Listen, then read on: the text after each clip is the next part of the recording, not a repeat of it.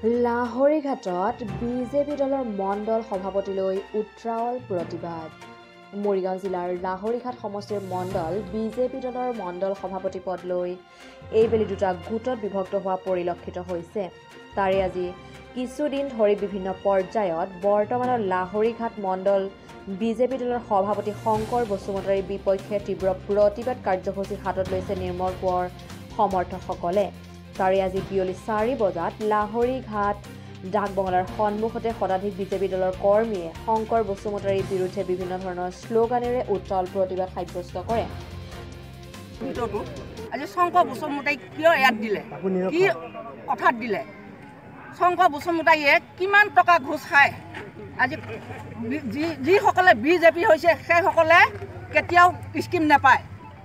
টকা লৈ 4 লাখ 3 লাখ 50,000 লৈ টকা লৈ স্কিম দিছে। আমি স্কিম পোৱা নাই। এইটো শংকৰ বসুমতাৰীক দিছে।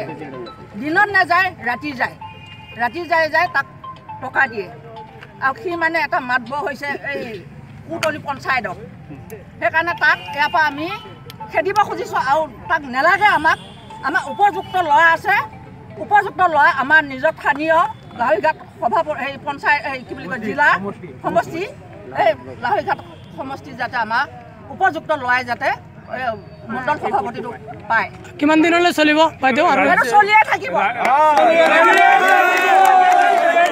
আমি নেমানো, কেতিয়াও নেমানো, আমি চলিয়ে থাকিব। ৰাজ্যিক নেতৃত্বই যদি সাল সলনি নকৰে সভাপতি গৰাকীয়ে আপোনালোকে কি পদক্ষেপ ল'ব?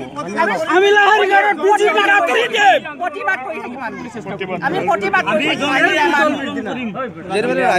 এবাৰ খেদিলেহে আমাৰ প্ৰতিবাদটো এৰিব। এবাৰ নেখেদালে আমি প্ৰতিবাদ কৰিয়ে থাকিম। আৰু মাজত এটা কথা, 12জন কেণ্ডিডেটৰ ভিতৰত 11জন, ইয়াৰ বাহিৰে 11জনক যিকোনো এজনক দিলে আমি মানি লওঁ, আমি সন্তুষ্ট। 12জন কেণ্ডিডেট আছে, এখেতক বাদ দি বাকী 11জন যিজনকে দিয়ে ABCD যাকে দিয়ে তাকে আমি ৰাইজে গ্ৰহণ কৰোঁ। কিন্তু শংকৰ বসুমতাৰীক আমি কোনোদিনেই মানি নলওঁ। এটা কথা হ'ল, আপোনালোকে শংকৰ মতে যে মণ্ডলৰ সভাপতি হৈছে, ইয়াত আৰু ৰাজ্যিক সভাপতিৰ লগত কিবা গোপন বুজাবুজি অংশ আছে নেকি? নাই, এইটোতো আমি ক'ব নাযাওঁ, মানে কোন পৰ্যায়ত হৈছে। কিন্তু প্ৰতিবাদীসকলে শংকৰ বসুমতাৰীৰ লাহৰীঘাট সমষ্টিত ভোট নাই, অথচ লাহৰীঘাট মণ্ডল বিজেপি কমিটিৰ সভাপতি কেনেকৈ হয়? তেওঁলোকে কয় যে যোৱা সপ্তাহত অনুষ্ঠিত এই নিৰ্বাচনত সভাপতি হোৱা শংকৰ বসুমতাৰীক কোনোপধ্যেই মানি লোৱা নহ'ব। ইয়াৰ উপৰি বৰ্তমানৰ সভাপতিজনৰ বিভিন্ন ধন লেনদেনৰ কেলেংকাৰীৰ অভিযোগো তুলিছে প্ৰতিবাদকাৰীয়ে আৰু কয় যে যেতিয়ালৈকে শংকৰ বসুমতাৰী সভাপতি পদৰ পৰা আঁতৰাই লোৱা নহয় তেতিয়ালৈকে এই প্ৰতিবাদ চলিয়ে থাকিব।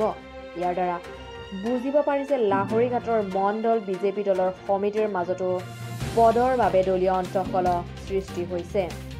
লাহৰীঘাটৰ পৰা অলিউল্লাহ খান, গ্লোবেল নিউজ।